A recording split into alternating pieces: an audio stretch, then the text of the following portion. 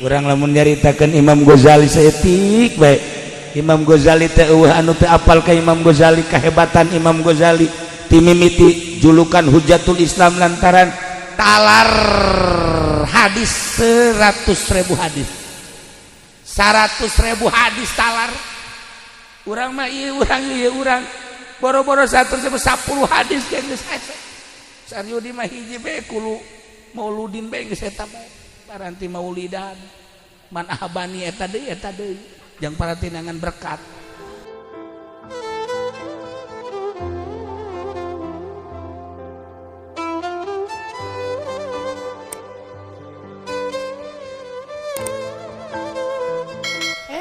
Tak banyak ieu 100.000 Hujatul Islam kabelah dieuna Imam Ghazali teh terus suluk jadilah waliun min auliyaillah ngarang nyana ihya. Ketika nyana keur ngarang tungtung ditungtung neuk dibalikeun eta aya mangsi di dinya teh. Jadi lamun dibalikeun ke rocet ka ditu diantep. Nah diantep di dinya teh aya laleur nginum di mangsi manehanana dideleu ku Imam Ghazali. Oh laleur karunya mah ceuk berarti haus ya laleur teh diantepkeun. Geus beres laleur naon ngaranna nginum nyot mangsi karek dibalikeun. Kasimpulanana di akhirat nyana ditimbang amal kabeh bagus damangan teu ngajadikeun kabeuratan amal. Nu jadi kabeuratan amal teh mere nginum ka laleur sakitu doang. Masya Allah tak ieu mere nginum ka laleur atuh komo Haji Pendi mah merena sakadang-kadang sakua. Atuh budak saya nginum tak weh atuh kurang kumaha deui beres ditah mayar teh mah lain mere tah pokos kitu mah tah ieu budak lamun daya bisul hapi deui bisul hapi teh diangkat jadi kutubda emang tina naon laida naon ibadah nama biasa atuh hartina mah sarua jeung batur-batur kaistimewaanna satu ketika nyana barang lempang mangi kertas di jalan barang mangi kertas ditingali bismillah ya Allah ya Rabbi ceknya ieu bismillah ditoler-toler dibawa ka imah dikumbah dibersihan aju diminyakan aju dimumole ditenden di luhur lamari Masya Allah ku ngagung-ngagungkeunana kaban bismillah ditenden Masya Allah di akhirat ditimbang amal-amal nu sejen biasa bae pang berat-beratna ngamulyakeun ngamumulekana bismillah anu katoler-toler ku batu. Tanu batak urang teh ieu amal-amal urang ieu amal naon bae hayu bae gawean kadang-kadang salat urang maria kadang puasa ria kadang-kadang sedekah gede ria kadang-kadang kan teu karasa Assalamualaikum aya naon ieu tuh kula ieu can dahar ti kamar ya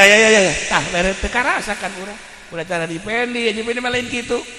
Waalaikumsalam aya naon ja kula ti kamari can dahar kita kusaha yeuh atuh lain dahar itu boga cenah jang daharna neangan deh lama bloon mah kos kitu kan bere lain nasihatan dicarekan tah teu karasa plek tuh kadang-kadang nu 10 juta mah nu 50 juta bagus ngan aya unsur riaan tapi kan tah ka pamajikan ge pamajikan ngagereyeung naon ganti ieu ceuk ieu teh naon anting sabaraha gram eta nu aya mah ieu cenah 10 hayang ganti 100 gram soek sia hayang kurang masih kene tah karasa ka pamajikan mangmelikeun anting teh kongkorong teh masih kene karasa kadang-kadang kan teu karasa pamajikan aya kombali tah neng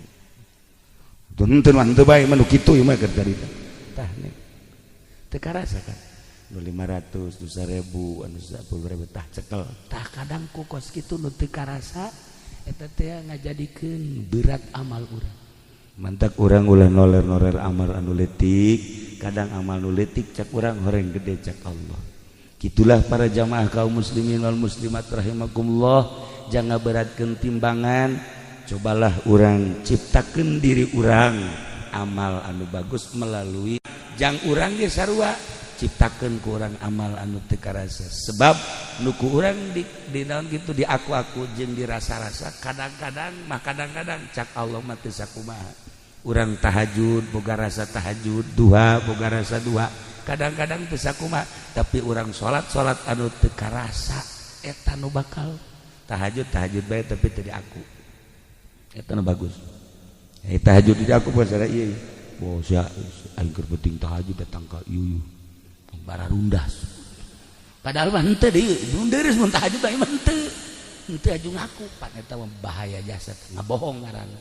Nah ilah para jamaah kaum muslimin wal muslimat rahimakumullah ulama ngan sakadar kieu hiji urang beramal sanajan leutik tapi ikhlas ulah di aku-aku popohokeun. Nomor kedua ibu jeung bapa menggeus karolot anak pasantren-pasantrenkeun saha nu nyaho anak bisa ngaji ibu bapak engke kajait kabawa ku anak ibuna engke geus aya di jero kubur geus jadi tulang belulang bapak geus jadi tulang belulang anak bisa ngaji kemudian nyana salat nyana puasa nyana zakat nyana bagahan ngaji henteu kudu dihadiahkeun ka ibu geus ngocor ti heula masyaallah kalim untung amat boga anak salat boga anak puasa boga anak ngaji henteu kudu ila ruhi abi teu kudu sebab naon bapak jeung ibu ngajadikeun sebab kana ayana anak salat ibu geus meunang ganjaran bae anak puasa ibu jeung bapak geus meunang ganjaran bae anak ngaji ibu jeung bapak geus meunang ganjaran bae ibu geus di jero kubur anakna salat ngocor ka ibu ti heula untung amat pohara mun teu percaya paeh ge ti heula tadina muriang tadi setengah jam ka dieu sageus tadi kula saperna muriang mantak sadatang ngaji kumaha naon deui cari teu boga pikiran setengah jam endek geusan setengah jam kuari cager lain nu geulis anu geulis itu si masuk asa-kasia mah tolol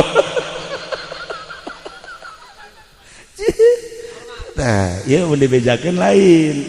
ulah ya rahasia ieu cager terus terang we setengah jam ti tadik we cager ieu aya dedeuleun aneh di dieu mantak ieu aya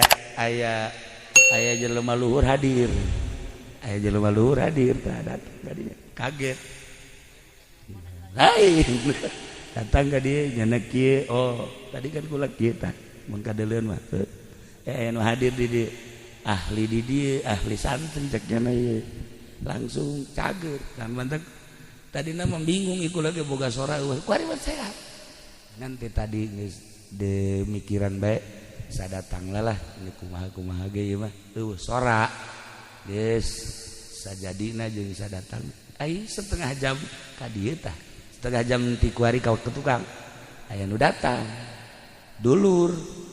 cek nyana dulur ka dieu tah lewat dieu ka dieu tah lewat ka dieu